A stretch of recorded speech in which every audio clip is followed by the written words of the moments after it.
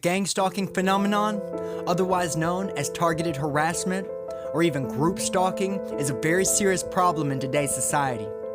Gang stalking is a term to describe how a group of individuals working for either federal or local law enforcement agencies, their informants, and other groups who illegally target, harass, stalk, and attempt to entrap or persuade individuals to commit crimes.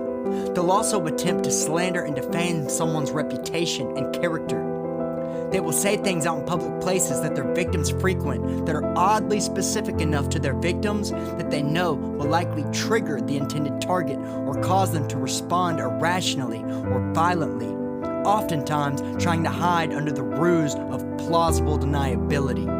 Oh, I'm not talking about you, I'm not talking about them. They will also try to entice the targeted individual to use and abuse or even start selling drugs, as well as commit other crimes.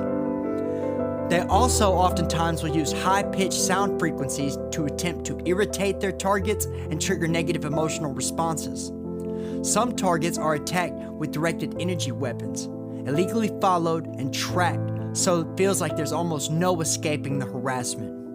The reason someone may end up on a targeted list is because authorities either believe or have been informed by their network of informants who are literally rewarded money, paid for lying, that their target has a high likelihood of committing crimes, or that they have suspicions that that target has committed crimes in the past that they don't know about or just can't prove. The targeted individuals most oftentimes are innocent of any wrongdoings, but still are victimized on a day-to-day basis by this corrupted abuse of power. These tactics are disgusting and actually against federal laws. It is a blatant spit in the face to our constitutional and human rights. It is the definition of entrapment and domestic terrorism. Actively partaking in these felonious activities is a violation of federal law, but oftentimes these tactics are utilized by the federal and state authorities themselves. Their informants, political groups, secret societies, and other institutions. The best way that I have found to combat this corruption is to exercise your freedom of speech.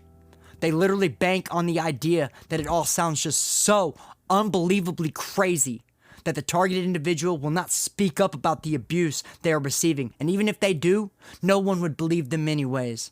Their attempts to isolate their victims and drive them crazy can definitely be combated by exercising your freedom of speech. Tell your story. Put it out there. Others will hear it, and they will stand up and fight it too.